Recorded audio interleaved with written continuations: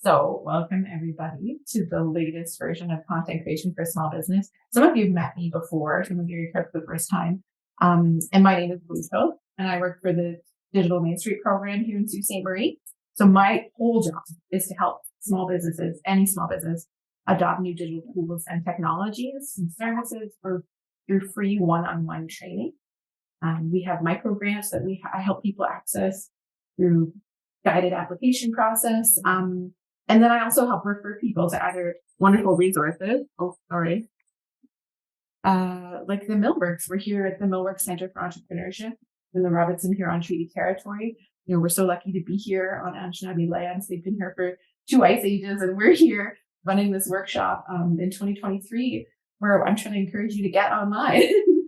And I was just saying, Jordan has kindly offered to join me today and help present this workshop on YouTube, because I am not as expert in the field as I thought I was. The more I was preparing for the workshop, the more I realized I was out of my depth, and I am indebted to Jordan. So this is Jordan, the owner of JFX Pedals. I stole that picture from your LinkedIn profile. Oh yeah, nice. That's a good one. And this is just a screenshot of Jordan's YouTube page. And you can see Jordan nails branding every time, which can be really hard as a small business person to create a brand kit, to keep your vision, and to be really focused on that. And that was one of the reasons I was excited to have Jordan join me today. A big part of the work we've done together was Jordan with my brand kit. Yeah. I do have a question. I know it's a little early, but you were talking about branding. Mhm. Does Jordan have a trademark and everything for his logo and that? Did you register your logo for trademark, Jordan? No, I haven't done anything in that regard. And I think What do you think about that idea? I'm not sure if it would, like, honestly, I'm not an expert when it comes to trademark or copyright. I'm not sure that it qualifies for anything. It's just like basic font. The only thing I changed was like pulling the F like out a little bit to connect with the X, but other than that, it's just 3 letters of a font. I don't know. I picked some colors. Yeah. But if someone started using your logo for something else, like exactly your logo, how would you feel about it? Yeah, that's what I was going to ask. The kind of person who would pursue legal action, or would you be like, oh, whatever? It's a good question. I never thought about it. The closest thing that has come to that was I was running a giveaway on Instagram, and someone actually like copied my profile and created a new page called like JFX_team. And we're messaging people saying that they had won the giveaway, and we're trying to get their personal information. That is such a classic scam right now. One of the risks of running an Instagram giveaway is that people are probably going to try to hack your account or steal your giveaway, folks. Yeah. So I was at the grocery store, and I wasn't, like, my phone's usually on silent, but when I looked at it, I had like a ton of messages from people like sharing it, and I just asked people to report the page and made a little story that it wasn't me, and I think Instagram took care of it, but it took a little bit, and I don't know. I don't think that having any sort of like trademark or copyright protection is going to stop someone from screenshotting your logo and trying to do something shady like that. But yes, I agree with you. Yeah. Copyright and trademark things only affect you on the big stage. So if you think that you may be litigious, if someone wanted to snag your logo and use it for their own means, you should trademark it. But if you don't feel any real proprietary ownership to it, then don't worry. It just depends, right, on how you personally feel. Maybe that's the best thing about being an entrepreneur. You get to decide what you do. This is my favorite. So, this is me and the team at the Millworks. We're here in their beautiful space, right? So I present hybrid workshops here once a month, always on content creation. And that's the team, Carson on the right, myself, Jess and Brent. The next content creation workshop is going to be in June, and we're going to do email marketing with a free MailChimp account. I created these workshops to complement the free webinars that are offered by Digital Main Street. And these run all year round, and they sort of cycle through the topics on multiple times. They're wonderful webinars run by the folks at Camp Tech, and they send you a recording of the work when they're finished, and a one pager like the one I had you snag off of the QR code today. These are so incredible for helping to lay the groundwork for digital marketing as a small business. Completely free. They're on Zoom. You can, if you're busy at the time, you can always just join and leave it on like a podcast. They'll send you that follow-up recording. You can revisit it. They cover a lot of the things where you're like, oh yeah, I already know that. But there's almost always 5 new things I didn't know when I started on one of these, because the platform's always changing, right? Instagram's always adding a new feature. Hashtags are falling in and out of favor. And the folks at Camp Tech are really great at staying on top of that. So I can't recommend enough people just joining these free webinars. Even if you don't sit at the moment when they're streaming on Zoom, you can watch the recording later, or even just explore the one pager. You can also reach out to me. I usually have a copy of the recording I can forward to you if you missed it. We, on top of offering free webinars that run all the time, there's a website building program called Shop Here, powered by Google. And it's a 6-week website building program where someone takes you through the process of creating an e-commerce store in Shopify or Lightspeed or any number of our partnered platforms. This is a free service for any small business registered in Ontario. Oh, I missed this. When does this start? This runs continuously all the time. You can apply through our Digital Main Street website. And that one pager that you just grabbed from that QR code, there's a link to that program on there as well. So feel free to register anytime. You just need a copy of your business registration number to complete the registration. They're wonderful people who will meet with you, hear what kinds of services and products you want to sell, help you decide what your budget should be, help you plan out what kind of images you should use, what kind of technology you should look for. And they'll take you step by step through the process. It's designed to be completed in 2 to 6 weeks, but I met someone that took her a whole year to do it. She's a busy entrepreneur, and they don't mind if you need extra time, right? They're happy to go back and forth with you while you work on getting the kinks out of a website. The fun thing about the internet is you can do anything. And the terrifying thing about the internet is you can do it in more than one way. And so you have to pick the best way for you, keeping in mind your budget, of course. And they're really great at helping to guide people through that. And then I'm here as an extra resource, right? As your digital service person. You can register in that program. And if you're confused about something, you can reach out to me and I'm your second backup. Today, obviously, we're talking about YouTube, and I'm going to start with why YouTube. YouTube is so popular. It's been around for 15 years, but it's changed. It's stayed relevant for those 15 years. So 14.3 billion visits per month. And that's more than Facebook and Wikipedia and Amazon and Instagram combined, right? It's a crazy platform with tons of traction. 92% of internet users watch some kind of video content online each week. So you know that creating video content is important to your brand, whether you're making reels for Instagram or TikToks or making longer form videos for YouTube. We know that people are out there. 1/3 of internet users actually are out there watching a tutorial or a how-to video in a week. I watched a how-to video on how to do one of the things I did in this workshop. I was like, what does this button mean? I didn't see this before. And someone's out there already making these how-to videos, right? We're trying to fix something on my bicycle. It's a how-to video. Google gets 86.99% of the search engine market share, and Google owns YouTube. If you have something on YouTube, it's being indexed for Google searches. It's contributing to your business being searchable and showing up hopefully on that first page. Jordan, what happens when you Google your business? Has YouTube changed it for you? What do you mean? Like, does it come up at the? Yeah. What kind of? If you do a basic search for your business, do you find that you come up on has being on YouTube changed your standing? I don't know that it's changed it. I definitely get I don't know what you call them, rich results. Like, so I have my products in videos of my own that I've created, as well as I've paid bigger YouTubers to do demos. Yes. And those are definitely some of the things that come up, along with, just like my website at the top. I'm not sure exactly, like it would be different, I think, searching from my own, like if I'm using Chrome and I'm logged in. That's so true. It knows as myself.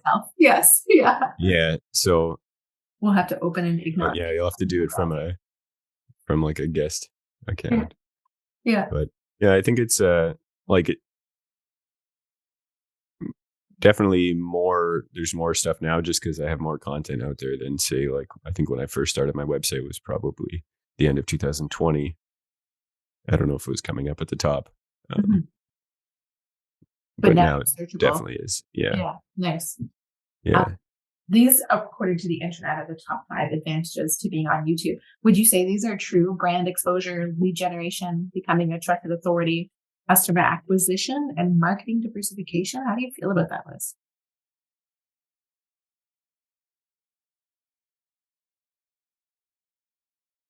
Oh, you're muted, my friend. Curse you, Zoom. Yeah. I'm trying to use the space bar to just automatically mute and unmute, Mhm. but it doesn't work when I'm on another window. Oh, yeah. Yeah. No, I think those are like the only one I need to think about a little bit is marketing diversification, but I suppose that is referring to spreading things around. Like I'm not solely doing YouTube videos. Actually, the thing that I've probably put in the most effort is Instagram at this point. Yeah. Um, but yeah, I think I'm hitting Instagram, email, YouTube. Those are your 3 main channels, right, that you landed on? For focusing on? Currently, yeah, Yeah. yeah. Yeah, yeah. But I think yeah, it's great for like all of the 4 things at the beginning. Um, I think people have found me on YouTube. People have, well, people are going to find you wherever you have some content. So there's even, I recently when we started talking a few months ago or at the end of last year, one of the things I did was a customer survey. And I was asking people like where they found out about me, and a lot of it was YouTube or Instagram. But even at the very beginning, I had made a couple posts on Reddit, and there were some people that still discovered me there. So Nice. uh, yeah, So the internet is finding you in various places, but YouTube yeah, has become a new channel.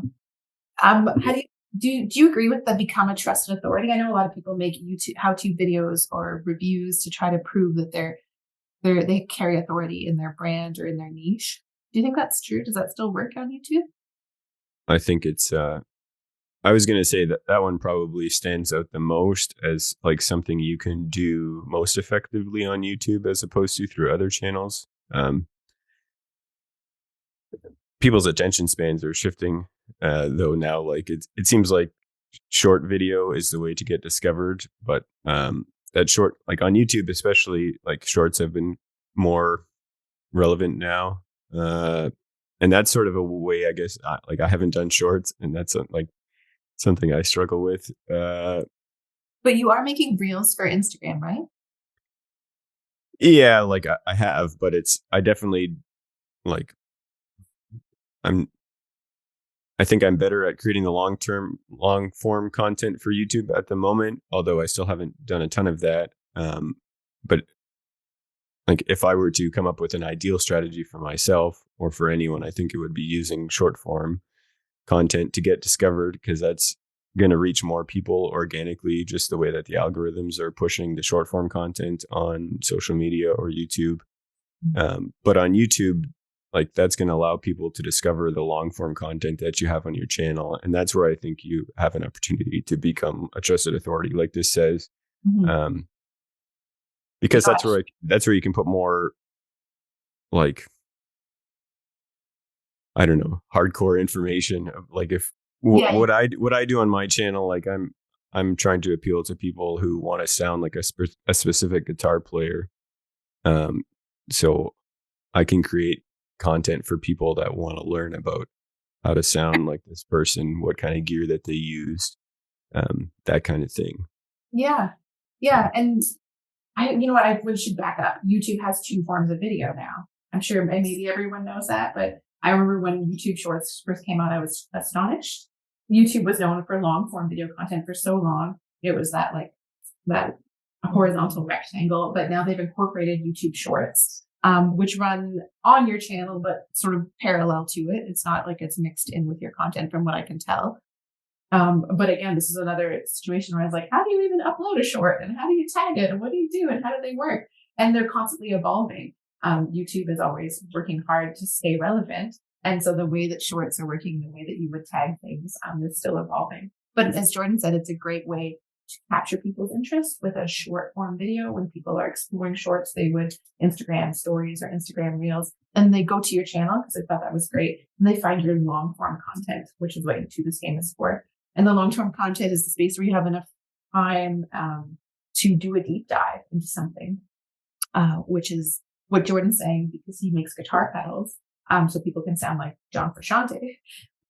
You do a lot of tutorials on how to get that right sound and use the right equipment. So fun. So much fun. So I love that. I love that the become a trusted authority is accurate.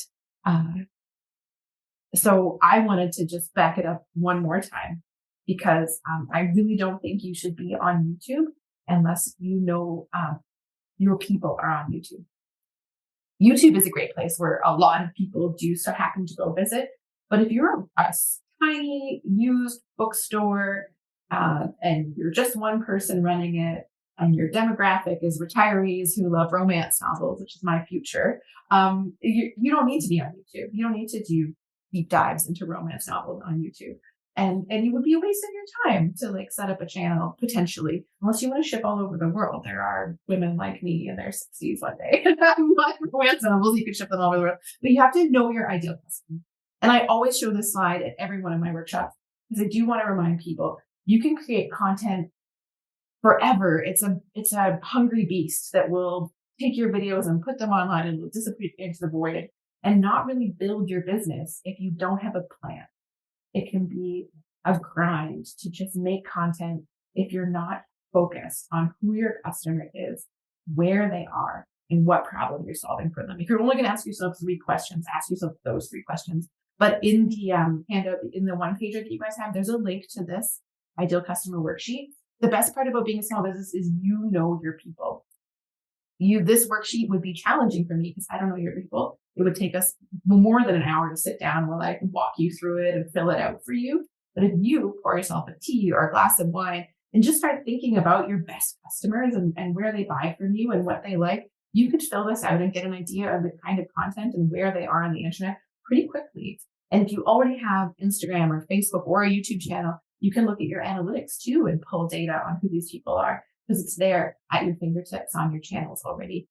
And this will save you a lot of time in the long run. If you figure out your demographics now, your ideal customer, because that's the person you're trying to reach. You can't be everything to everyone. Not everyone is going to like what you want. Not everyone is going to want to buy what you have. But there are people who are your people and you want to reach them. And content creation is all about that, reaching those focused people. Jordan's people want to sound like John Frusciante. And so he has made an entire digital marketing strategy around that, which is brilliant because he's selling guitar pedals to do that, just that thing, right? And then Jordan had to ask himself, where are my people? Where are they on the internet? What are they commenting on? Obviously, they're on Reddit because he's still getting people reaching out from old Reddit posts, and you will know when you start to think about it, about your business and your people, you'll know the answers to these questions. You should go through the exercise. It won't take you long. You should revisit the exercise when it feels like things are getting stale and you're not getting the same kind of traction with your social media content that you were before. Revisit it. Your people change. You change. What you're offering changes. Your brand will evolve and your customer base will evolve. And so revisit it, rethink it. You're your own marketing department. This is a really important thing for you to do as a small business person. Especially what problem you're going to solve for them, right? You're trying to talk directly to folks.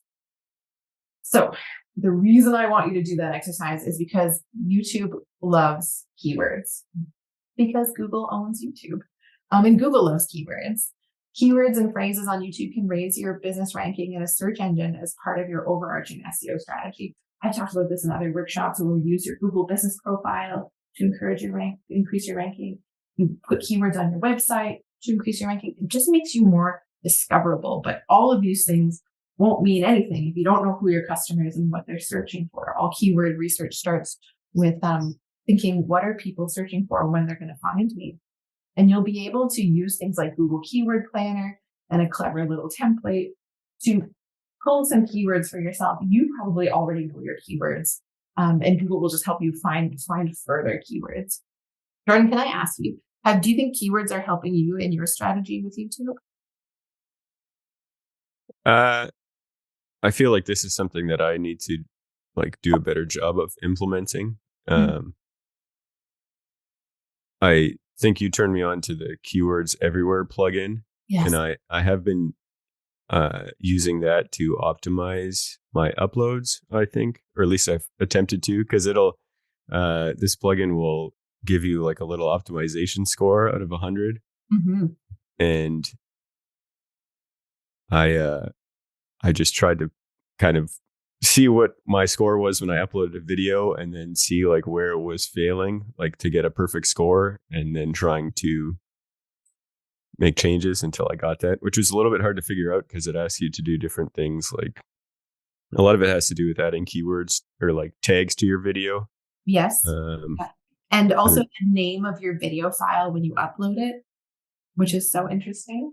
So you want to, and I just discovered this fact, and I did an upload for this. It was not properly optimized. So we're going to get to make fun of me later in the slides.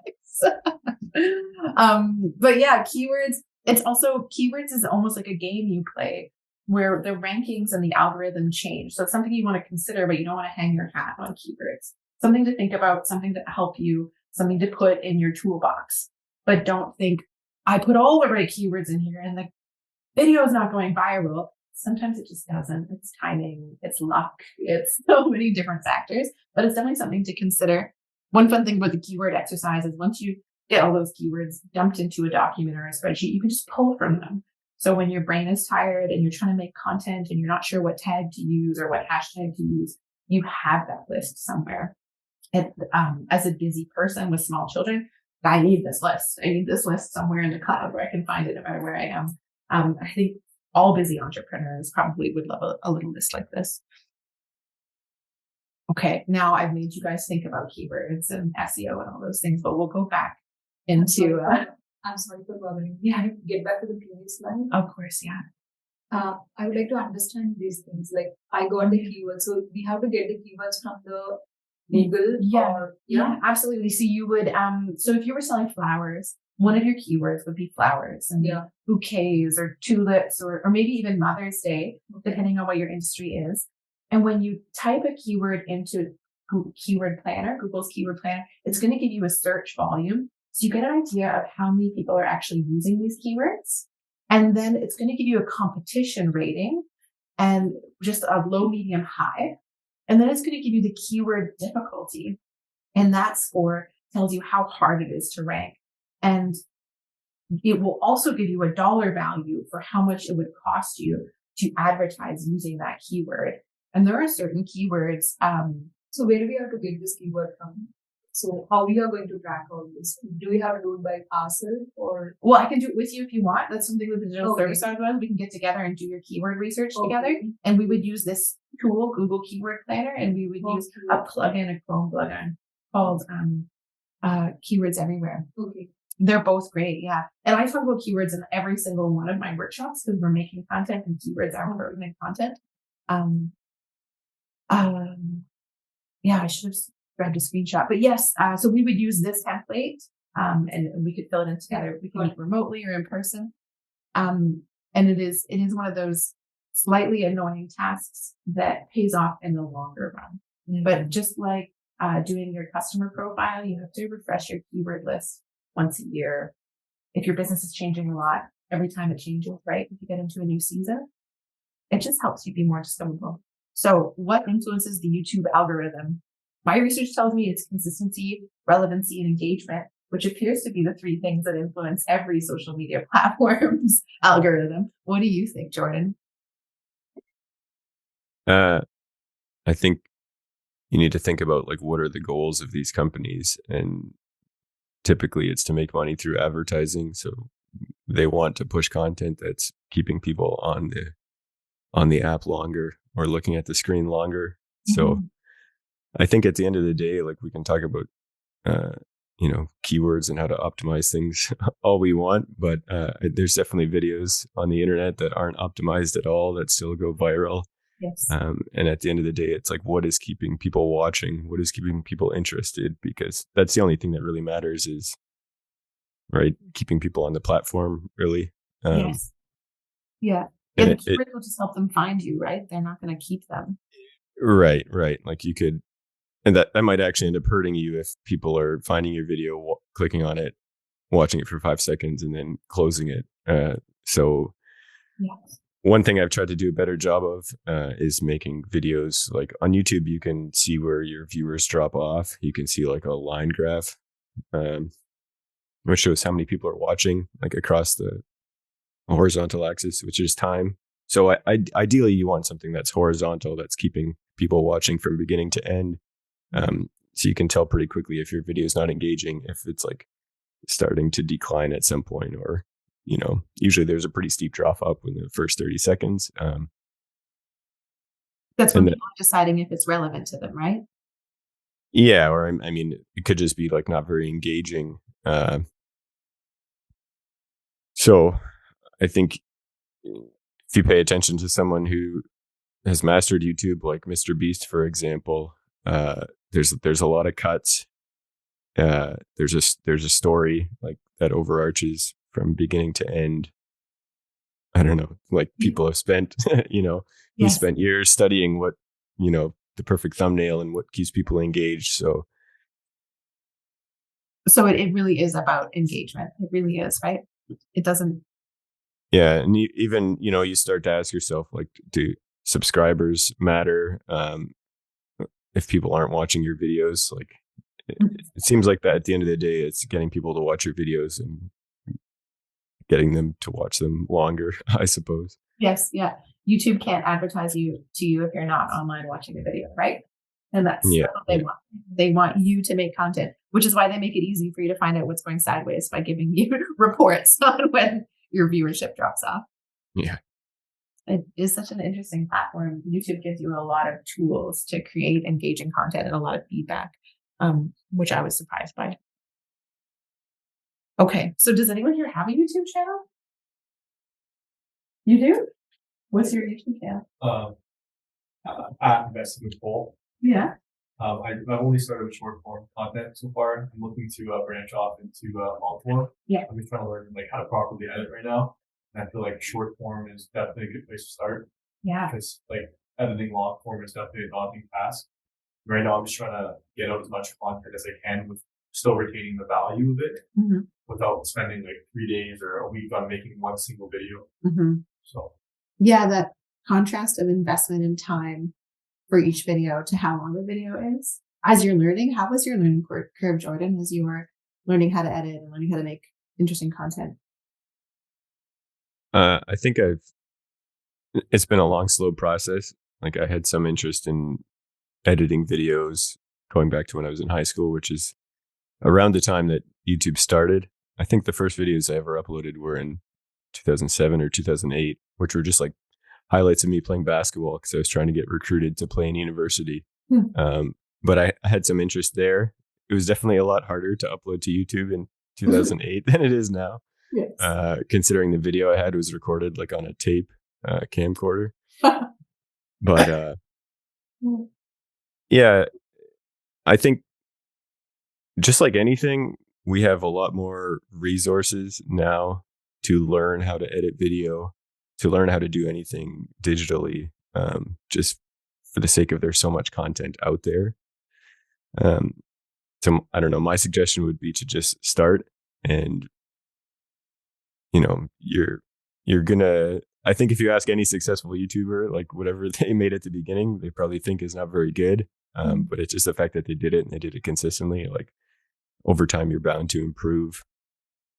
Yeah, so, you're building that skill, right? And you're at the beginning of the gap. Yeah. Question? Yeah. For the short. Yeah. How long is a short? How long is a short? That's a great question. Are they up to 3 minutes? Is that what I heard? Yeah. Is it up to 15 seconds, 60 seconds, or 3 minutes?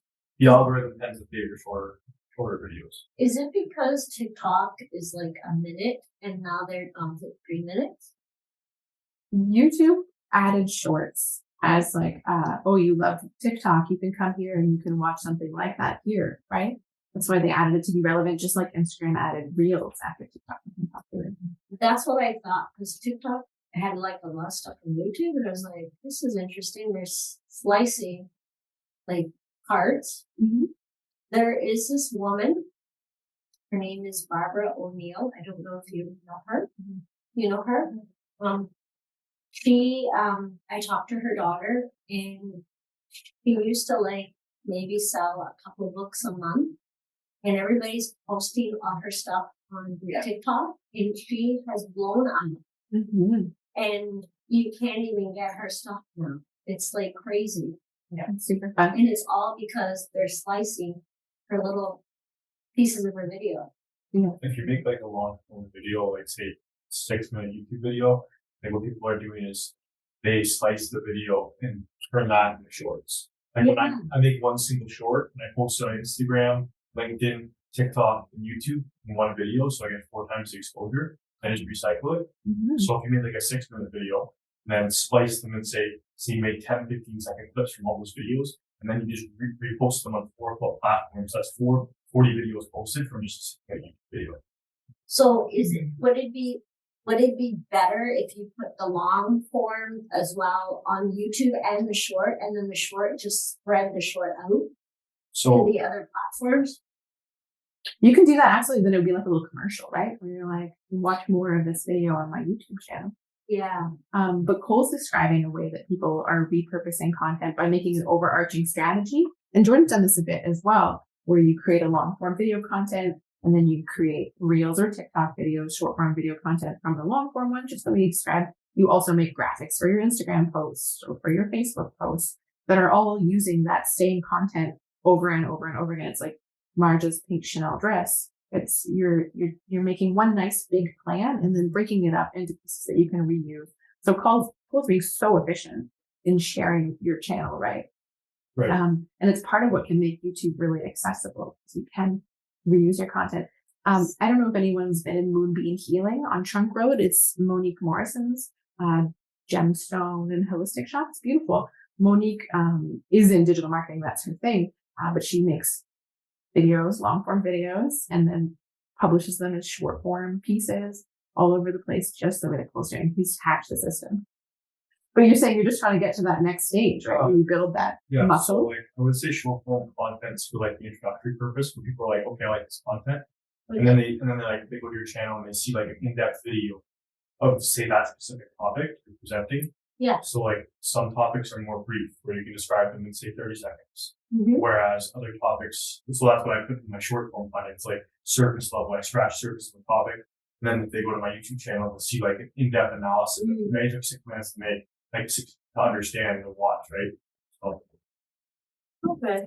If anyone wants to create a YouTube channel today, you can follow along as I go through this. You go to youtube.com/account from your Gmail. If you don't do it. I'm just going to click through the slides and I'll show you guys my fumbling around the internet creating YouTube. Sorry, I should say, if you're looking to make short form content, like you're going to start, you should use an app called Canva. Yeah, I just wrote that down. Rachel was. Yeah, I did a workshop with Cap earlier this year. It's free and it's pretty simple.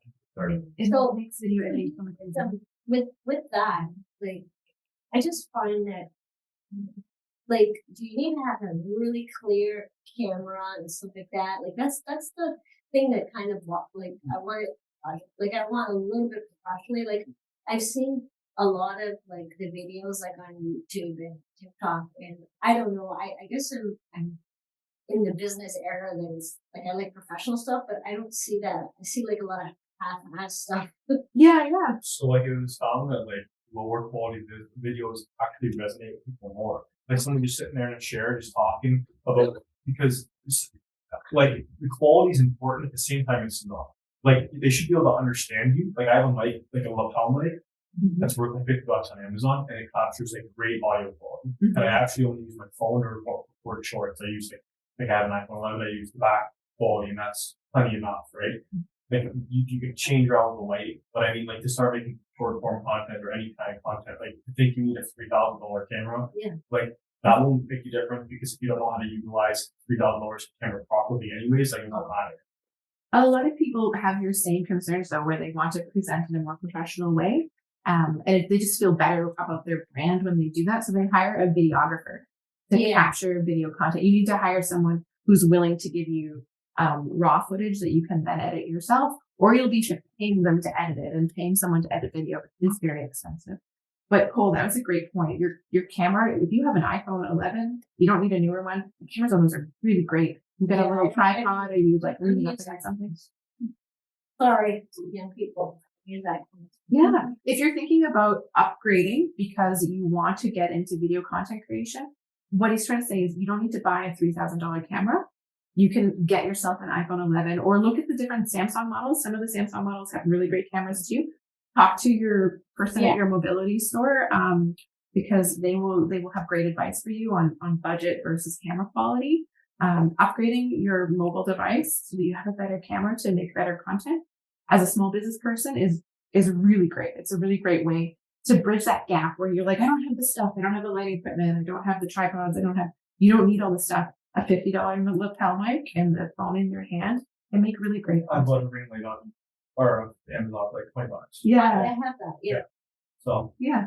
It's really approachable. Maybe It is. It's just when you wear glasses, it does not look good. there's like layers. Yeah. So well, you try to put it off like different. Yeah. Yeah, that's great advice. I love how much other people contribute to workshops. Thank you, Cole. This is so wonderful. Thanks, Cole. This is so wonderful. Yes. Yeah, I was gonna chime in too. Like, I think when it comes to quality, audio would be more important than video. You don't want to have something that people can't hear. So that's typically more important. Like you're definitely seeing a lot of low quality video on social media platforms. But there's a lot of technology now to even clean up your audio. Like if you record something on your phone, you can run it through an AI program that's going to like take away all the background noise. It's going to make it sound like it's recorded in a studio. Yes. And in terms of making your video look better, I think like before you invest in a camera, like figure out how to light a shot better. It's like still something I'm trying to figure out, but good lighting is going to go a long way in terms of getting like better looking video. That's great advice. Yeah, we covered that in the camera craft workshop. Daz was saying good lighting and the right framing with a bad camera will be better than the best camera you could buy if you don't know what you're doing. So learning how to frame something up, learning how to find the right light for what you want to do. Are you repeating any? Yeah, we will. We'll start repeating them in the fall. We'll do a regroup. Yeah. And also, Dodds works at Camera Craft. So if you want to go pick someone's brain about photography and you want help, those folks have been in the camera business for 60 years. They're on Queen Street at Queen and East next to, Koch's Corner. They're wonderful. They're always happy to I want to say shoot the shit, but we're recording this for the internet. I'm going to have to beat that out maybe. I don't know. But they're wonderful people who love to share knowledge and see people grow. So they're never going to try to bully you into buying a fancy camera if you just want to discuss how to frame up a photograph and use the natural light that's in your fingertips, right? So how to edit the videos? Like we wanted to edit, so the software we are using is software. You'll want some software for when you get to the editing phase. So I would say I like to use CapCut. So there's Cole. There's tons of software editing products out there. Your laptop may have come with some software editing products, and they've changed a lot over the years. So you don't have to invest in fancy editing software if you don't want to. It's the technology is free. CapCut is free, and it's a mobile. You can use it on your cell phone, or you can use it on your desktop as well. And I really like it. It's also a great introduction into video editing. It's very user friendly, but it has a lot of the same features of more expensive, more involved things. So it's a great introductory to video editing software. And if you become obsessed with video editing and you want to go further, you can buy better software. You can take classes.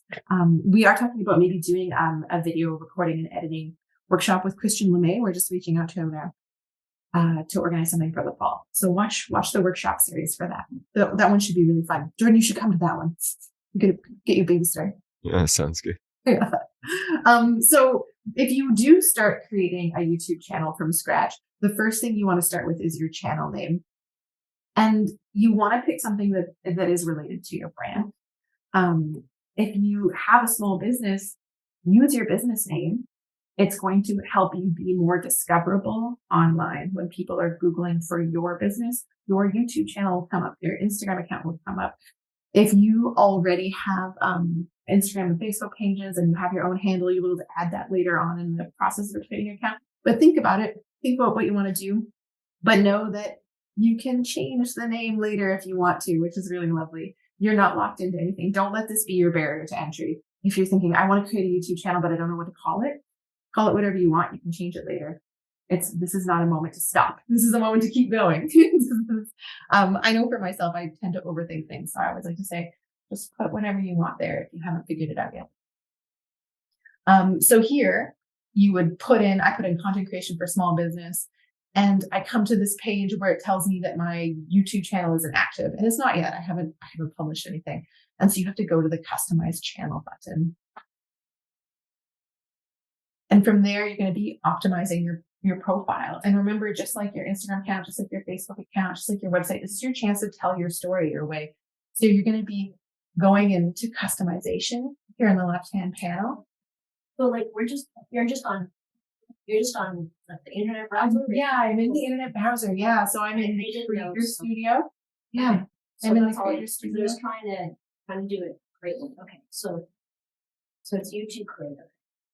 Yeah, it would take you into the Creator Studio. You're on the dashboard, and you need to go to the customization button in the bottom left-hand corner, where you would find all of the many things that you can fill in. And just like having a Facebook business page, just like having an Instagram account, you want to fill every category that's available to you with relevant information. And this is a great chance for you to reuse things you've already written somewhere else.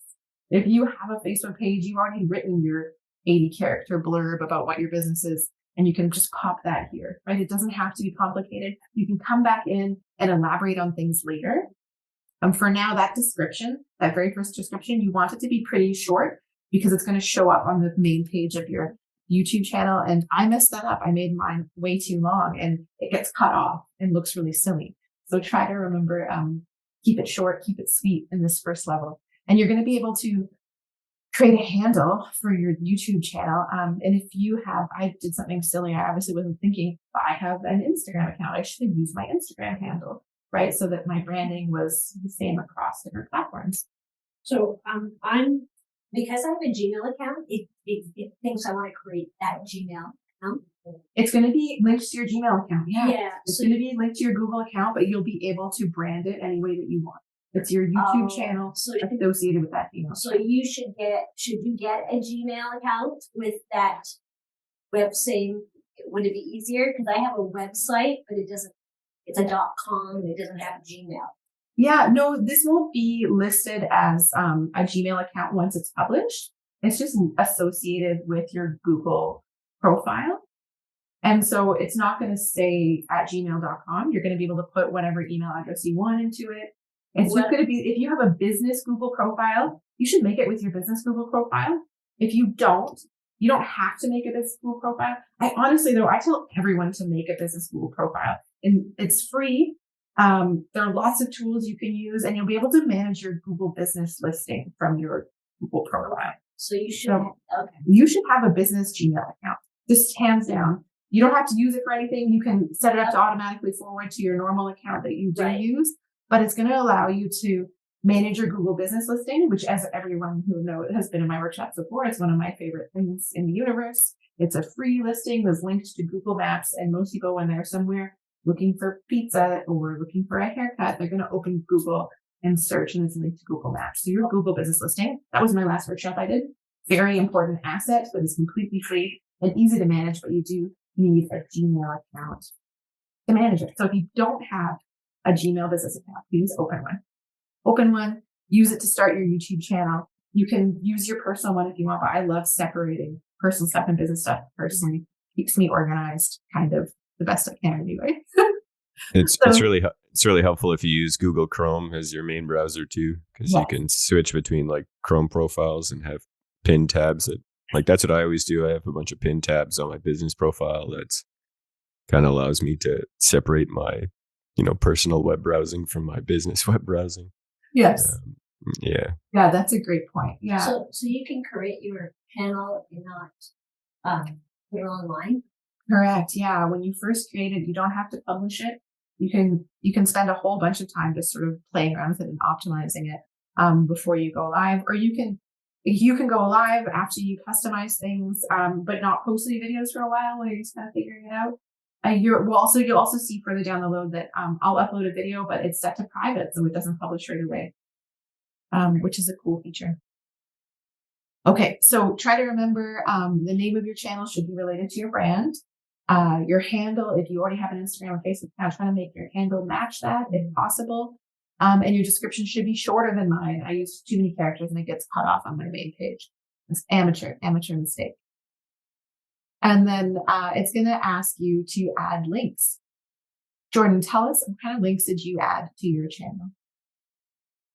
I have links to my website and social media and Reverb, which is like a music instrument marketplace, as well as a Patreon, but I haven't really done anything on Patreon yet, but yeah, maybe at some point. Nice. Yeah. Baby steps. Yeah. Patreon is a very cool platform. So you can see it assigns you a channel URL, and then you can add any links that you want. So I added the Eventbrite content creation workshop group link here so that someone could click on my banner and register for one of my workshops. But I would, if I had a website, I would add my website link, I'd add my Instagram and my Facebook link, and all of these, you'll see they'll show up on my banner. And then my contact info, I just used my Gmail account. But if you have a proper business email, you can put that there. You get to decide here how people can reach you. And so if you have an info@mybusiness.com or you want to use your name at mybusiness.com, you want to be mindful, but also remember that you can change it. You're like, oh, my inbox is becoming messy from weird YouTube spam. You can change it. So we're in channel customization still, right? And we've looked at the basic info and we've added some links and we've added a little blurb, and then we're looking at branding, and you need to upload a profile picture and a banner image. And so in that handout that you guys grabbed from the QR code, there is a link to the profile picture template that I've made and to the banner template that I've made. You want them to be the right size, and you want your logo to be the right ratio within the size so that they fit properly across. And I'll show you what I mean. I looked at an old banner specs sheet. It was wrong. You can see my keep your most relevant content in this translucent square was too big. And I found the wrong data. You can see, whoops, it's clearly not visible on a desktop. But one nice thing is if you upload your banner image that you use a template to make, you'll be able to see before you save your changes that you've totally messed it up and go back and redo your research. Because the internet is always changing, you want to double check and make sure that things are working the way that they're meant to. Use my banner now, use my template now to make your banner, make your logo, but it might, in a year, it might have to be a bit different. And that's just the nature of being online. And so I was able to go ahead and redo it. 1235 by 388 is actually the size of that little rectangle you want in the middle. And that's the inner space. So if someone's watching YouTube on TV, which is surprisingly popular, they're going to see this whole big image. If they're watching YouTube on desktop, they're going to see the middle band here of the image. And if they're watching YouTube on their cell phone, they're just going to see this little rectangle where my most relevant information is. So I would put my logo and my business name, and this is where the banner image will show you. Yeah, like the big image you have there. Mm-hmm.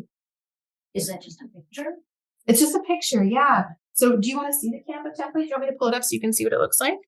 Yeah. So like I didn't know there's an inner and an outer. Is that what it is? Yeah. So what you're doing is you're making one big rectangle, Okay. and then putting within it your content that's placed in the right place, so that depending on the browser someone's viewing YouTube on, they can actually see your relevant content. Here, let me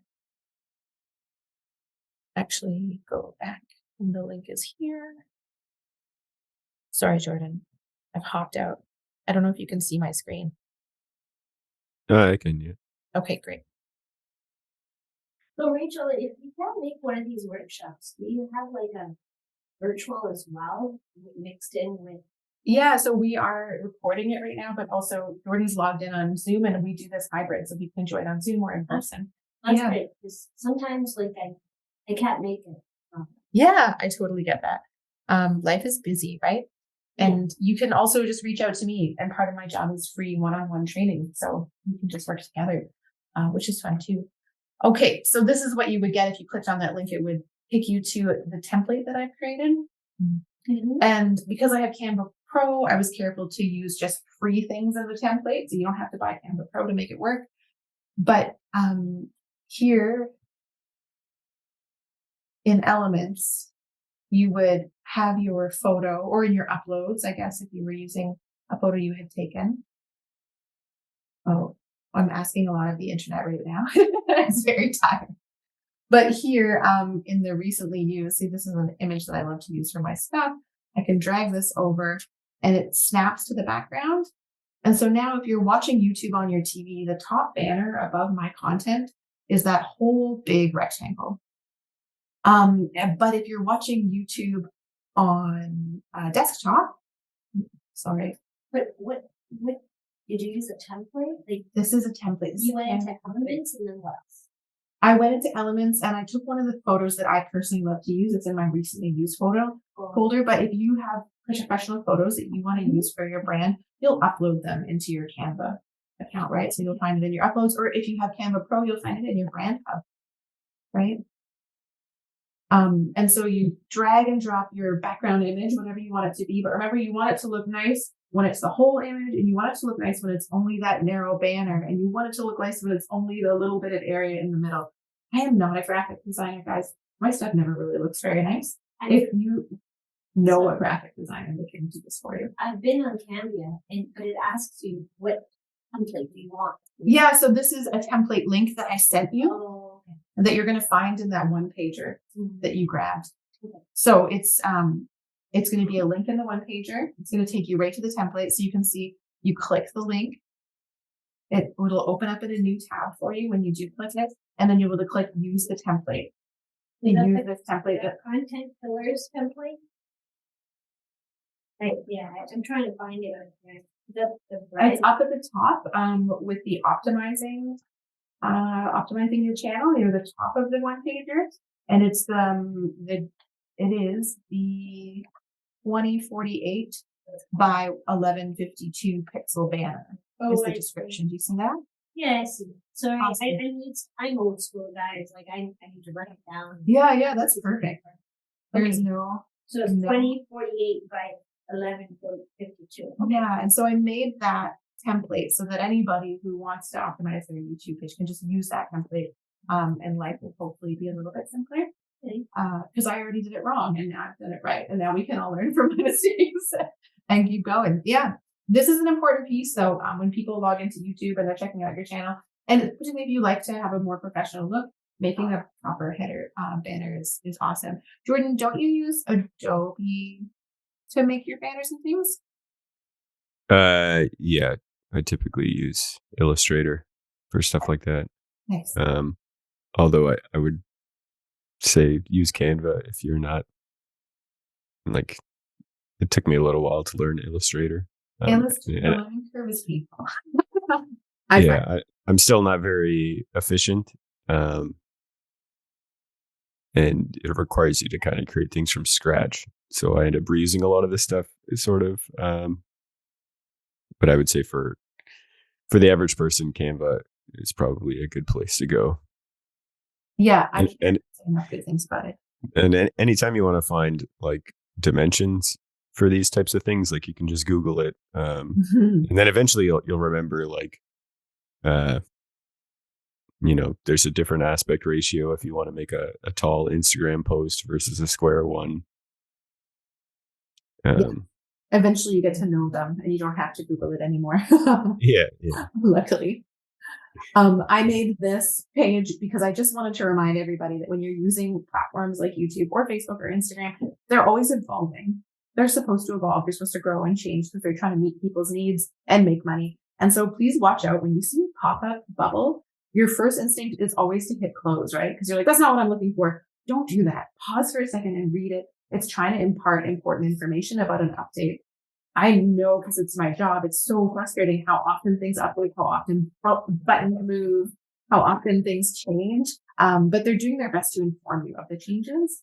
And usually the change is well researched. They're definitely trying to make new things. And it's my job to know about the changes, or at least stumble around finding the solution for you. So reach out to people like me, or if you have like a nerdy cousin, we can help you. get through the frustrating part and get to the good stuff, right? It's just a learning curve. It takes so long. And it does always change. I guess the good thing about being an entrepreneur is you'll be learning for the rest of your life.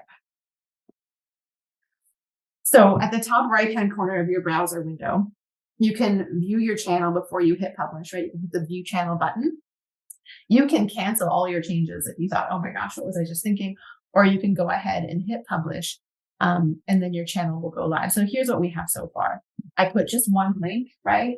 That shows up on my banner for the workshop registration. But if I had been clever, I would have put links to Facebook and Instagram and my website. If I had Patreon, this would have little icons for each of those different places where people can find you. And it's an easy one-stop shop, right? If someone goes to your YouTube channel, they can see who you are. Hopefully your image looks nicer than mine, so it makes more sense. And then you can check on the workshop registration. Sometimes you're going to hit publish, you're going to go look at your page, and you're going to go, oh man, that image did not look as good as I thought it would. You can go back, right? You can go back and make changes, and you can redo it. A lot of people are applying for the digital transformation grant that I'll talk about later, and they're hiring graphic designers to make their headers and their logos and make some of their basic things for them, because this is a frustrating part of being your own digital marketing company. You're going to make content that you don't love, that doesn't look as nice as you thought it would. It's a learning curve. You will get better at it. Believe it or not, mine were much worse before. This is an improvement. But you can see there's the name of my business or my channel, both, right? There's my logo. Here's my handle that would hopefully match my Instagram handle and my TikTok handle. And then because I'm logged in as myself and this is my channel, I can click on customize channel from here. When I see there's a mistake, I can go, oh, oops, and click customize channel. It will take me right back to the menu. So now we're back on the channel dashboard and we're going to check out the settings here. I haven't uploaded any videos yet. I'm not done optimizing my YouTube page in any way. So I would go in and delete that bullet point that's hanging there. But I would go in and start with my basic info. The settings menu will pop up and you're going to work your way through each and every category, optimizing yourself for your location. For if you're selling things online, you'll mark that you're in Canadian dollars or American dollars if you choose to sell in American dollars. Were you doing that briefly, Jordan? Were you listing all your prices in American dollars for a while? Yeah, I was. Yeah, I have it set up now to display in local currency for different countries, though. Super fun. Super fun. So, sorry, are you live with this channel right now? No, we're looking at screen captures from work that I did before. And we'll keep going through. I'm going to walk you through all the steps and then we can go and visit the channel if you want. Okay, I just wanted to see, where did you click to go live? Or to make my page live? Yeah. Oh yeah. So remember I don't want to go live. I just, for my you page, wanted to publish your. I just want to create it in the background and then publish it later. Yeah, so you can view channel to see what it looks like before you're ready to publish. You can view the channel every time you make a change. Okay, so as soon as you click publish, then it's like live. Then it will go live, right? And so I had clicked publish, and this is what we're looking at, right? This is my published channel. Alright. And people can find it, but there's nothing really there. Having a published channel that's a work in progress isn't a bad thing. Having a published channel that hasn't been posted on in years, that can sometimes bite you in the butt in that it looks like your business isn't active and people will make assumptions about what you're currently doing. So you can always hide things so that it doesn't look inactive. You can make your channel inactive to help manage that while you're deciding to get back on YouTube or to give up on YouTube entirely. I know for me, I first started posting on YouTube because I needed to host videos somewhere where I could embed them in my website. So that's how I got into YouTube over a decade ago. It's a great tool for lots of different things. You don't have to use YouTube to do regular posting and marketing the way Jordan does. You can use it as a place to simply hold your videos that are relevant to your business and you want to post on your website. There's multiple tools for that. So when we click on settings, it takes us into this backup and you want to fill out every applicable field. You leave no stone unturned. This is important, just like setting up your Facebook business page. Fill in every line that is available to you. This is all relevant information. You're going to use your keywords that you collected earlier in filling in all these things. You're going to look at your advanced settings, and you can set up, oh, sorry, I jumped the gun there. And you can set up some things that will automatically categorize on your channel. So if you're making content for kids, YouTube behaves differently. I'm assuming no one here is going to make content for kids. So say, no, this channel is not made for kids, please, or it'll change the way that your channel is indexed and the way things show. I think it changes monetization too. I'm not 100% certain. Can you weigh in on that, Jordan? Sorry, what changes monetization? If your channel is made just for kids. You know anything about that? I don't know. You're not going to be able to monetize your channel at the beginning anyways, and I think marking it for kids is just going to like display that stuff or when someone's looking for children's videos. Like I think there's a separate, I don't know if it's an entirely separate algorithm, but different content that's made for kids is going to get pushed to kids. Yeah, it's an almost entirely separate algorithm. So please don't select that. I did that by accident the first time I ever posted on YouTube, and I was like, oh no, I had to go back in. And here's where you can link your Google Ads account. YouTube is a great place for paid advertising if that's what you're looking for, and you would link it here in your settings of your YouTube channel. Do we have the option to, visible to only this type of people, something like that? Or we have to exclude these people from seeing this video? Yeah, absolutely. You'll be able to really target your ads. Yeah. Absolutely. Yeah, I don't know if you spend any time in Google Ads, but they've really changed the way that they're being made. And the algorithm, it was just in the last year, they changed the algorithm for Google Ads. And so it was a little sticky in the beginning, but it has made targeting easier in the long run. We do run Google Ads workshops and the webinar series with Camp Tech. We also have some wonderful digital marketing companies in Sault Ste. Marie. If you'd like to hire someone to train you in running proper ads, it's the kind of thing where if you can do it properly, you're going to get a great return on your investment. If you're just going to throw money into Google, they will happily take your money, and you will not see that return. It can be a little bit painful. Have you done any advertising on Google, Jordan? No, not yet. I've only paid for social media ads. So we've got some more different types of features. Feature eligibility that they're talking about here has a little bit to do with monetization. So as your channel grows, you will have a chance to get a channel membership. This is where I went, oh my God, I have no idea what YouTube is talking about. It's changed so much, which was amazing and very humbling for me as I prepared for this workshop. Have you hit the requirements for any of these things, Jordan? Not yet. I'm very close. This was a goal for this year. I think I'm at just shy of 1,000, maybe 937 subscribers. And I don't think it's showing all the requirements here. You need to hit 1,000 subscribers, and you also have to have 4,000 public watch hours in the last 365 days, or let me see, or you need 10 million views on shorts in the last 90 days. Whoa. So I think, maybe the long term, I'm at, I think, 3,400 public watch hours. So we're getting close. You're very close. Yeah. Can you tell me, why do you want to meet this goal? What is it going to bring you as a small business owner? Oh, this just allows you to monetize your channel. Although I think, if you're only like just breaking that point, you're not going to make a lot of money, but it just seemed like the first milestone. So yes. Yeah. It's an awesome goal to set too, right? You can actually see your progress. Yeah. Yeah. But I think like it doesn't, even if you hit those milestones, it doesn't necessarily guarantee you that you will be accepted.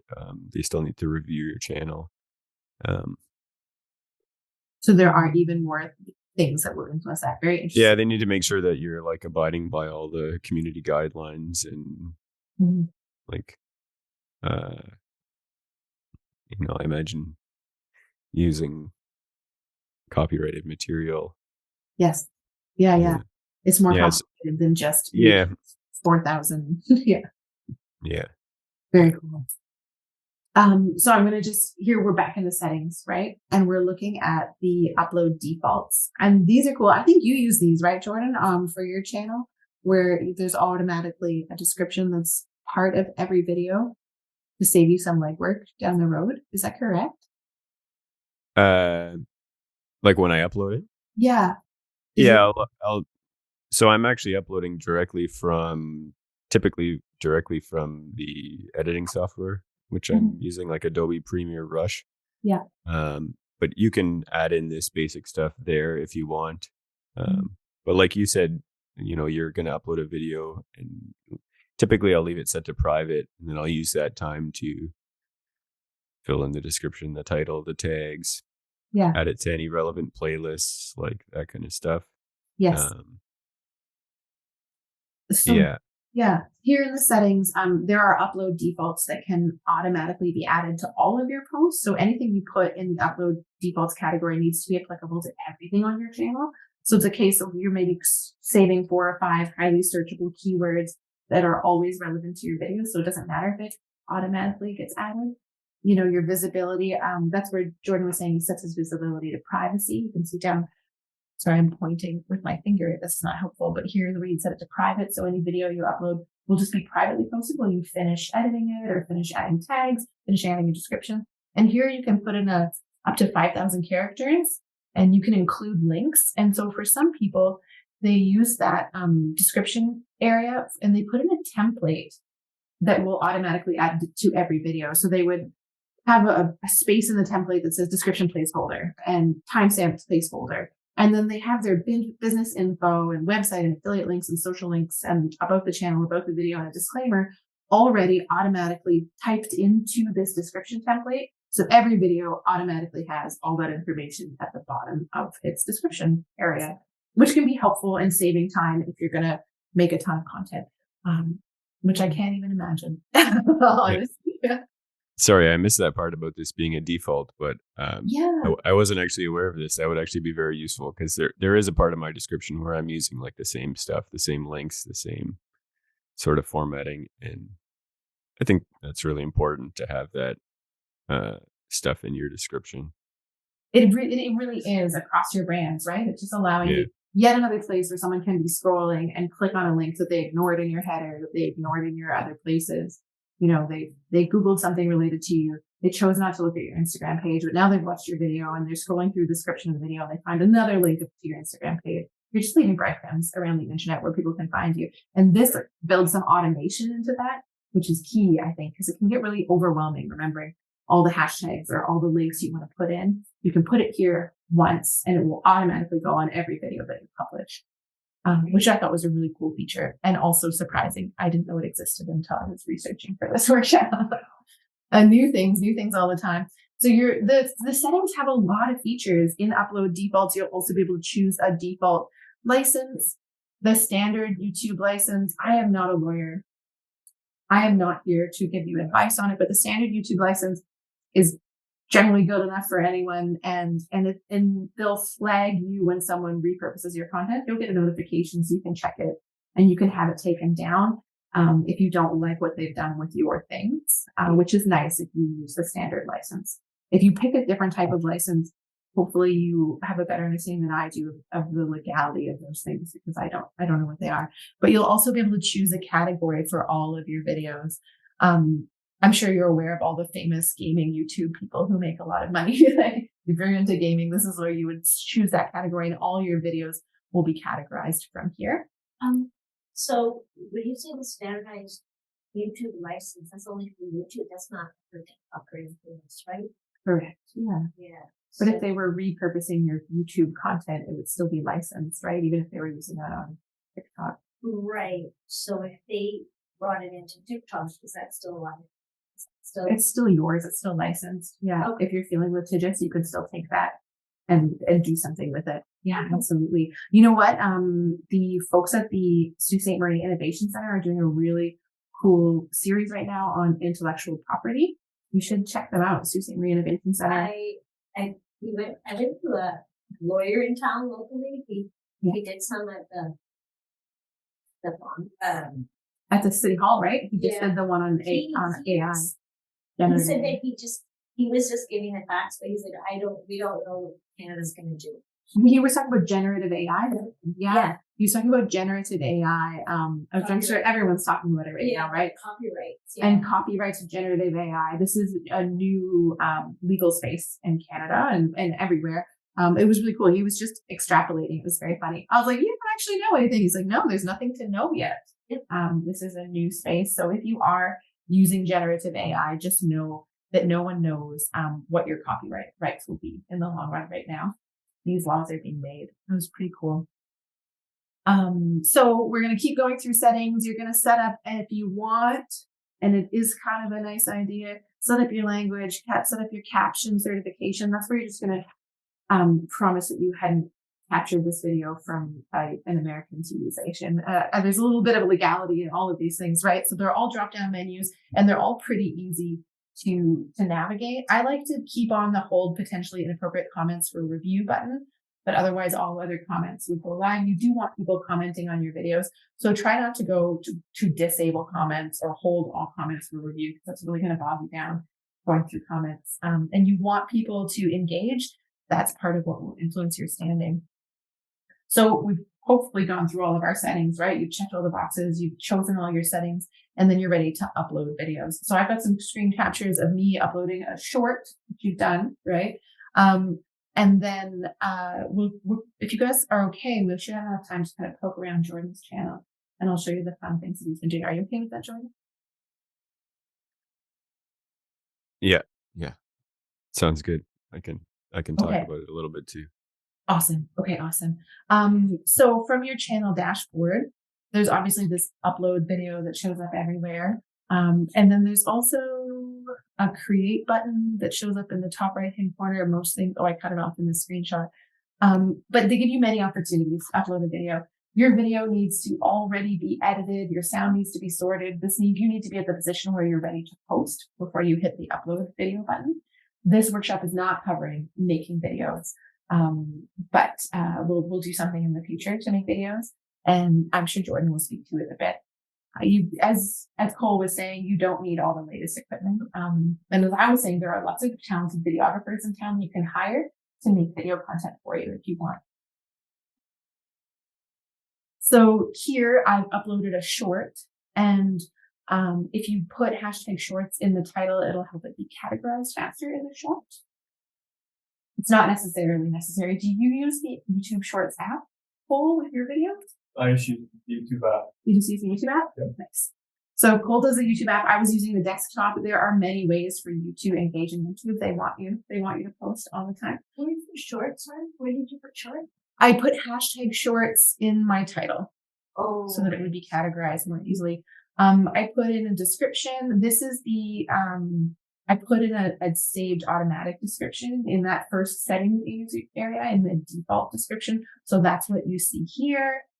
I did not put in a thumbnail. It didn't give me the option to at this time, but I know with a long form video, you want to use a thumbnail. I actually used Canva to make this short. Canva has lots of really cheap and easy little templates that you can repurpose. And so I made this short in 9:16 and 16:9 so that I could be lazy about it. But once you upload your video, you're going to be given all of these categories to further optimize your video. So those defaults you set will automatically roll into here where you're choosing your category. I chose education. I didn't know what to say, I'll be honest. But you'll hopefully have mindfully chosen your category.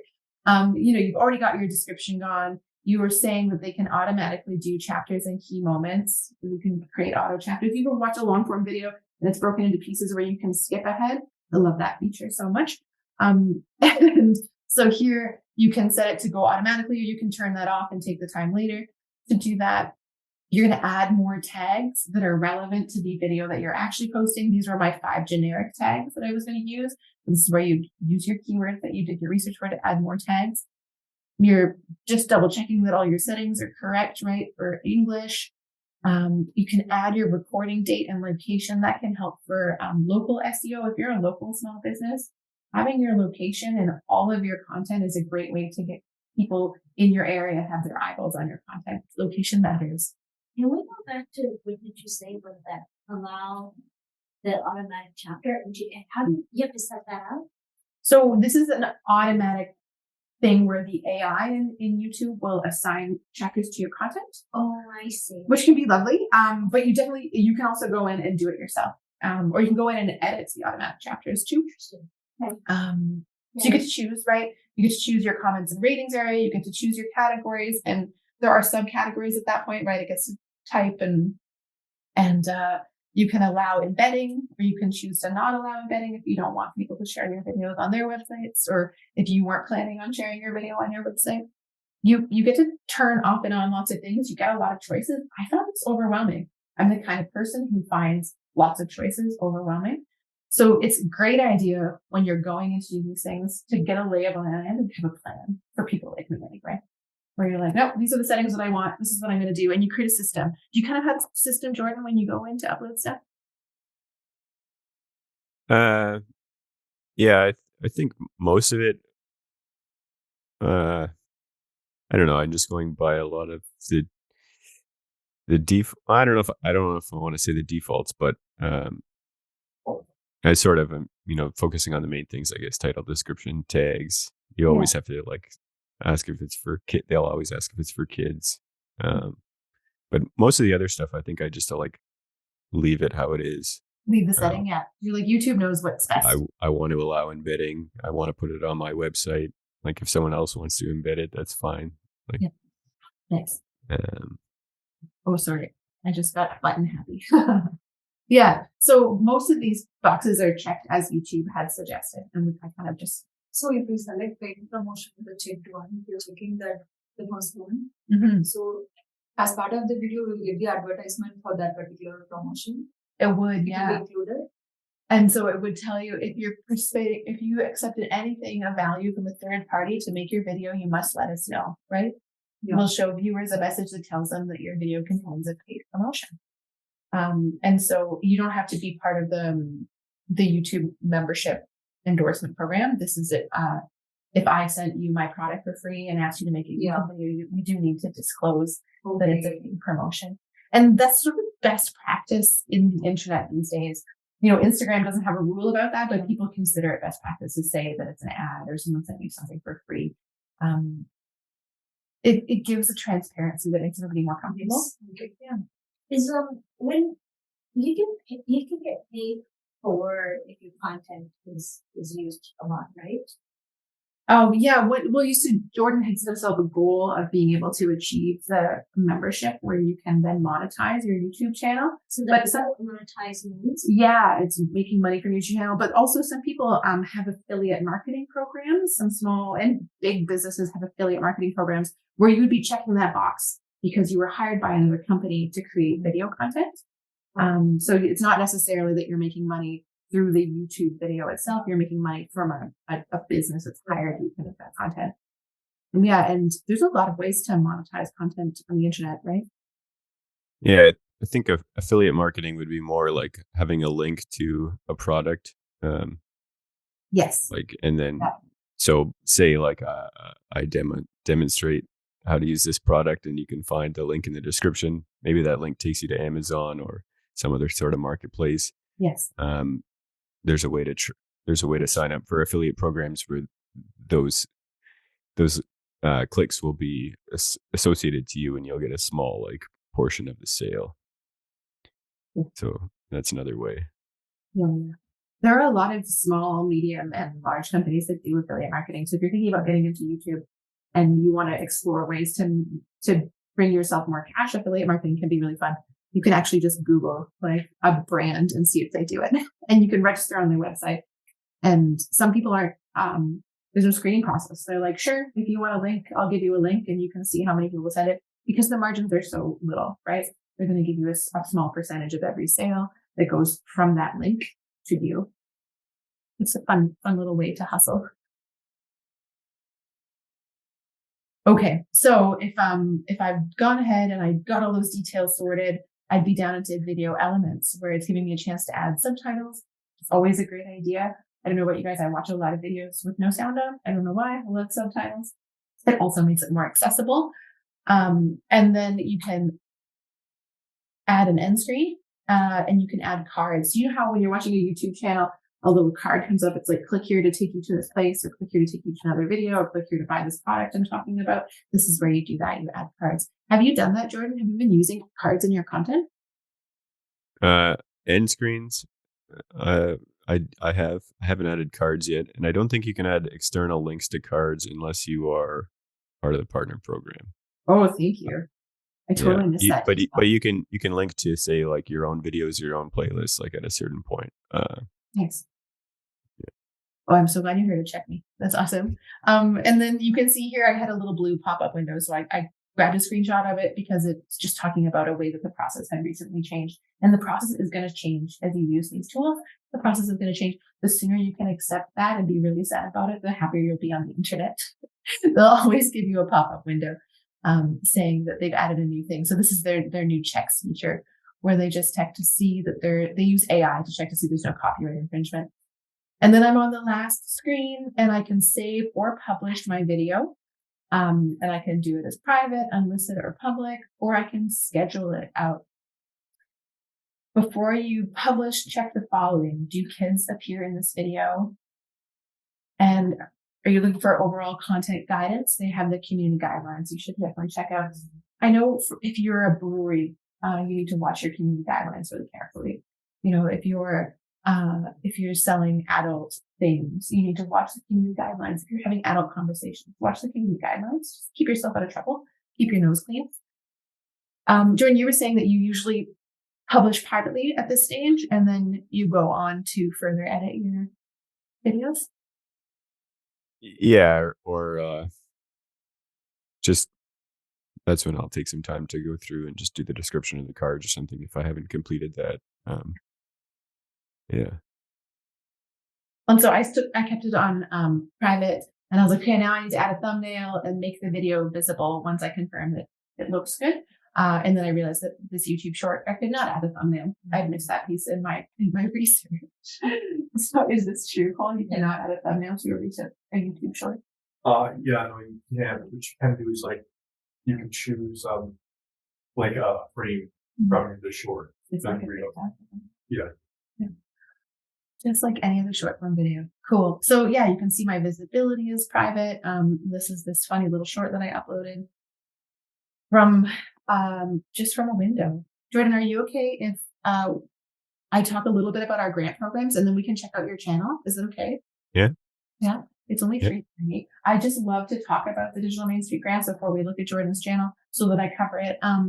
This grant, the first grant that I'm going to talk about is the Canadian Digital Adoption Program.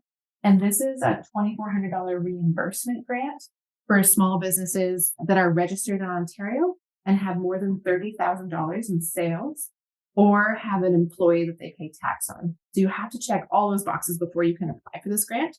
It's also a bit fussy in terms of grant. I know applying for certain types of grants, like art grants, can be difficult anyway.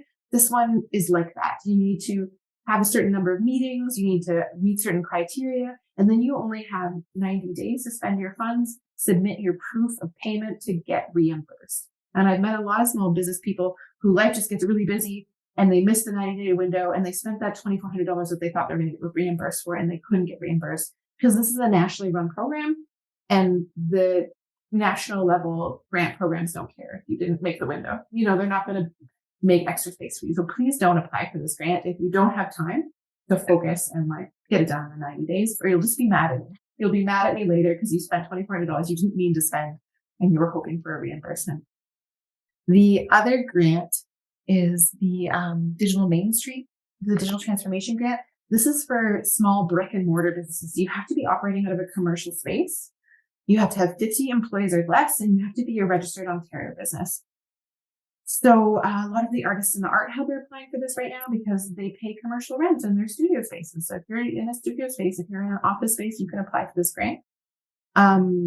If you are planning down the road to get space, think ahead. You can apply for this grant when you get your space. And that $2,500 comes in handy digitally, right? As you're taking on these new costs of having your own space.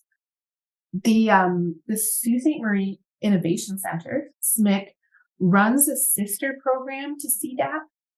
The Innovation Center is focused on bigger programming, bigger grants. And so they have a version of this grant that's for businesses that have reached the $500,000 sales marker in their Ontario registered business. So again, it's bigger stakes, it's research money, it's access to 0% interest on a $100,000 loan.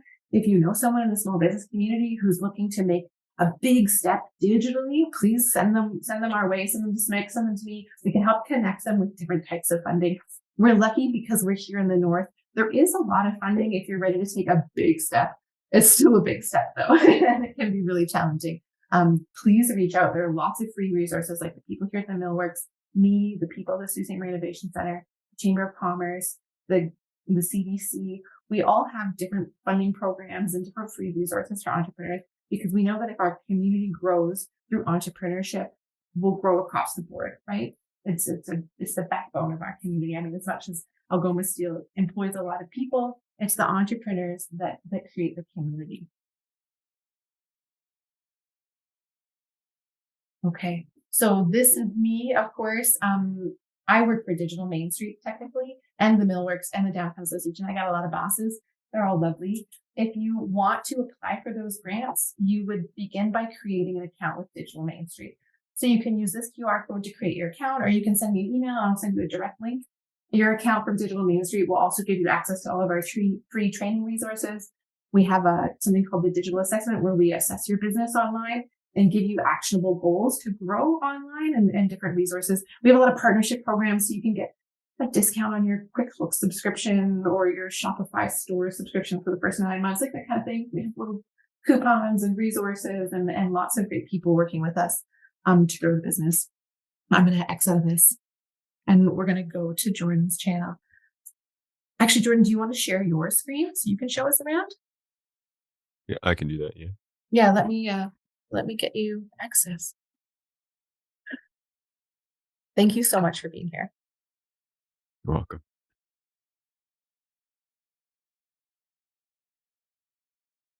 And okay, you should be able to.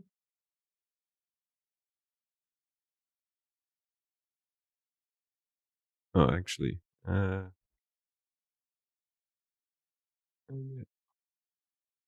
just give me a sec. That's interesting. Did I scare anyone away from getting a YouTube channel search up? Does it take more work? It can be an undertaking, right? But it's also so achievable. Like Cole's doing, you start with shorts or you start with simple things. And make yourself a plan. Make yourself a proper plan. Yeah. So you know that your time is well spent. You guys can see everything okay? Yes. Where should I start? Can you show everyone your initial campaign that you ran where you did the backing tracks? Yeah, well, if we just go to these are all my uploads. So you can see, like, I put my first video up 2 years ago. But for the first, I would say 2 years, I didn't really do much. There has been more videos than this, but I've made a lot of them private since.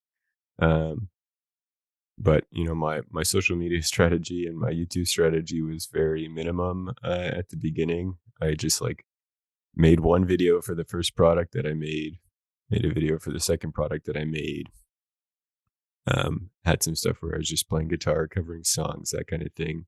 A little bit about product development here, but I didn't have a very good strategy. I didn't have a ton of subscribers at this point. I think when I met you in the fall, Rachel, I had maybe 200 subscribers on the channel. Yeah, that's the way I remember it. Yeah. Yeah. So I guess this happened 6 months ago. I decided, because I'm focused primarily on people who play electric guitar, and it's even more niche than that. Like, I'm specifically targeting people who want to sound like John Frusciante of the Red Hot Chili Peppers. So I'm sort of making my own version of circuits that he used, or packaging like the Empyrean, the second product that I made, has 5 of his circuits in one pedal. So that's kind of been like my best selling product. And I wanted to sort of lay down a foundation for my channel to attract people that are already interested in playing guitar and playing Red Hot Chili Pepper songs. So using some backing tracks, using some files that I had found, like from the video game Rock Band, there were like this entire first album by the Red Hot Chili Peppers, like separated into the different parts, like the drums, bass, guitar, vocals, everything was separate. So I uploaded like the entire album of tracks with the guitar parts removed. So I'm sort of advertising them as backing tracks. Like you can find some of these online on YouTube, and it was something I was already doing, using them to play along with. So monitoring my own guitar playing added to the pre-recorded tracks. And there's some AI technologies now that will allow you to like separate the instruments. So I basically just went through and like uploaded all of the albums that John had played on, and created this whole library of backing tracks. And it's better to see it on like the homepage. I created playlists for every single album. And some of these have gotten more views than others. Like I think the Can't Stop video, one of their more popular songs, has already got 10,000 views. Okay. And so this is just something that's, I saw it as an opportunity for just awareness, like people that are already interested in, like I said, playing guitar like John Frusciante are going to find my channel potentially because of these backing tracks. And then other than that, I started interviewing some other people in the space. Like these are two popular YouTubers in the sort of Frusciante niche.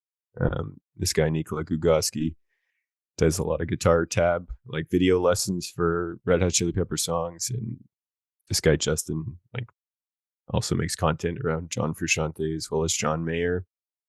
And then I started this. Collaborating, right? You're collaborating on your channel. I have a question. Yeah. Sure. I noticed you have the colors are nice. How did you get the orange? Like, is that part of the YouTube feature? That's the yeah, these are just like the colors that I chose to use like for my brand, which like is kind of actually based around this big like greenish gray pedal here that you can see here. It's got this dark gray color and the orange color, and that's a pedal that John always used that sort of making. How did you make the images, the thumbnail images? Yeah. I was just getting to like that. I chose those as my branding colors, and then I've been using the orange consistently. But this is all stuff that I make myself using Adobe Illustrator. But you could do the same thing with Canva, like or any other program. Like I have. So that's like the beginning, right? That's the beginning of the video. It's not the beginning of the video. These are the thumbnails. Thumbnails. Yes. Yeah. You upload your video, you get a chance to add a thumbnail that's branded. Where you can't do it with shorts. Cole and I were talking about how you can't add a thumbnail with shorts, but you can choose an image that it opens on. And with long form videos, you get to add a thumbnail. That's part of how Jordan's channel looks so sleek. He's taken the time to make branded thumbnails. Yeah. So if you don't have a super high quality camera, it's okay. You don't have to have a funny screenshot of you making a weird face. It can be a really beautiful thumbnail. Yeah, because I have only 3 colors in my logo, and I like to stick with those 3 colors only. That's why this appeals to you so much, right? Yeah, because I just want to stick to those 3 colors. That's it. Yeah. Yeah, I'm not sure if it's like the best way to do your thumbnails, but for me, I've just found it an easy way to like just make everything orange, and I don't know. But you're working on it's makes it all look similar anyways. Yeah, you're building brand recognition. Actually, do you mind opening another window so they can see your Instagram page? Yeah, it's also like I'm pretty much doing the same thing, but it makes it a bit challenging because I've become a little bit of a perfectionist, and it kind of holds me back from posting a lot. But yeah, I kind of did the same thing with the backing tracks, like here. Oh, it looks very professional. That's why I like it. Mm-hmm. Thanks. Beautiful, right? I just the fact that I'm doing it like this has held me back a little bit from being able to like post in higher volumes. So that's something that I want to get better at.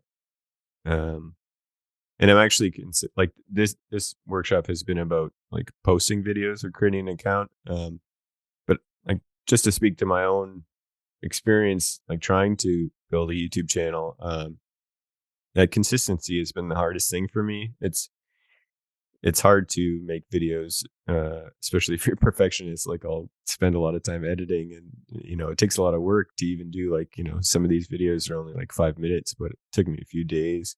So one thing I'm planning on trying to do is to get into live streaming, so that maybe I can get past the sort of perfectionist attitude, and That just is great. prepared to do something live, and then it's out there. Because like when I talk to this guy, he's doing all right on YouTube. I think he's got about 13,000 subscribers now.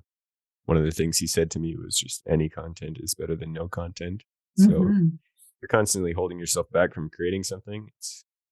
It's better to figure out a way, I think, to, like,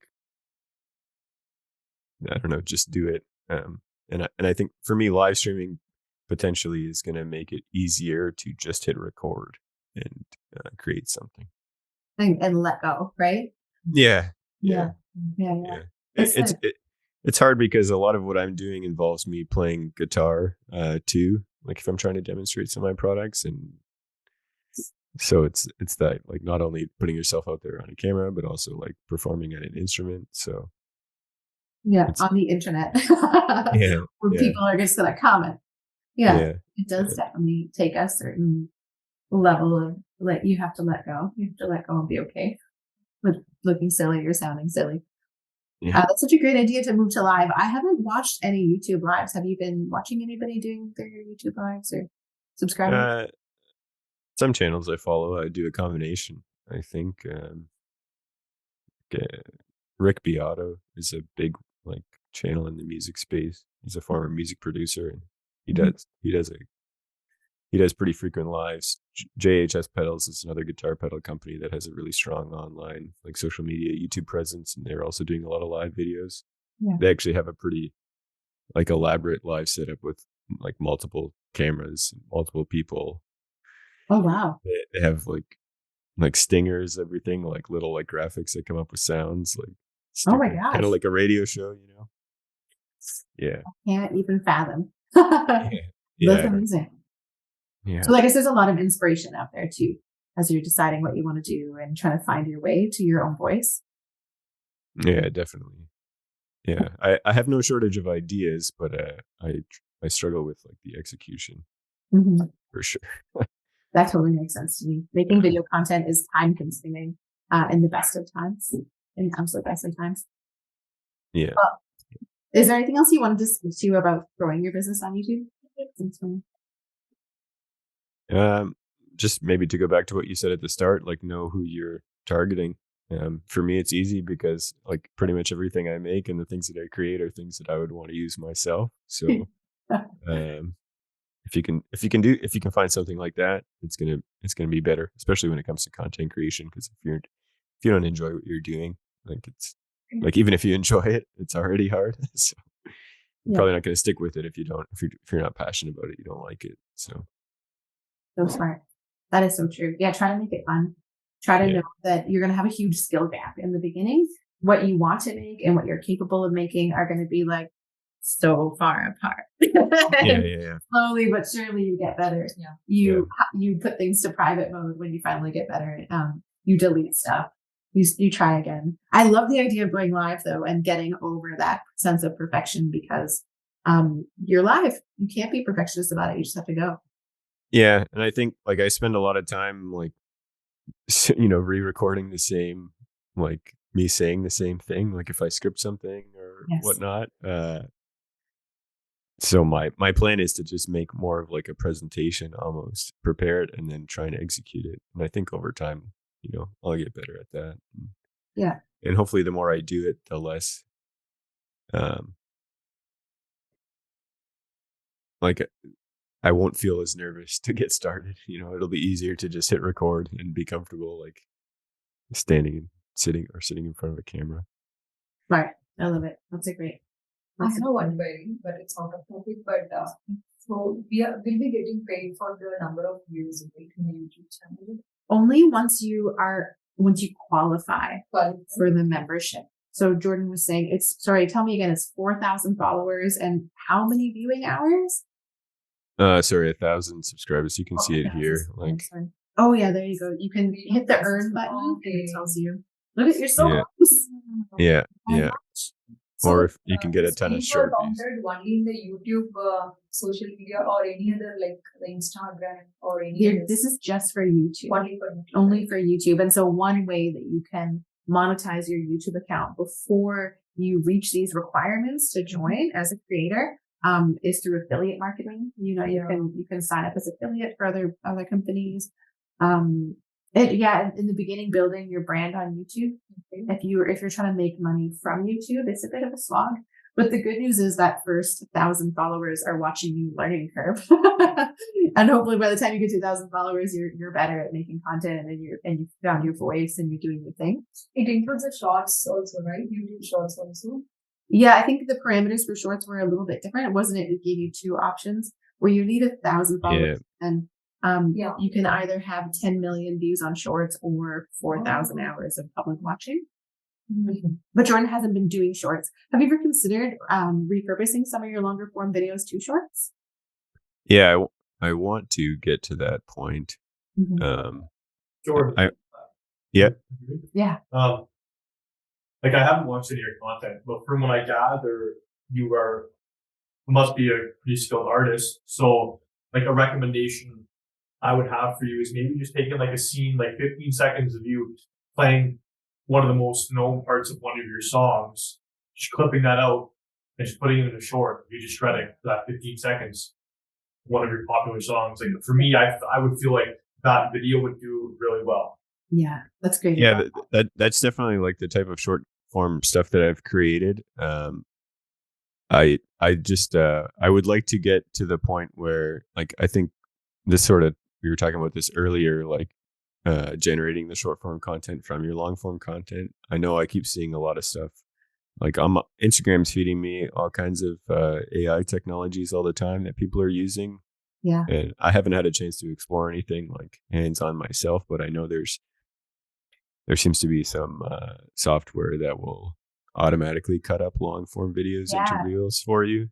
So I want to look into that stuff about, like, you know, for like the podcast conversations that I'm having, or for like the live streams that I do, so that I can post about the live stream in advance, do it live. That'll be up there, like over time, create a library of long form content on YouTube, and then also use that like in the following, week or something to, I think, push the short form content.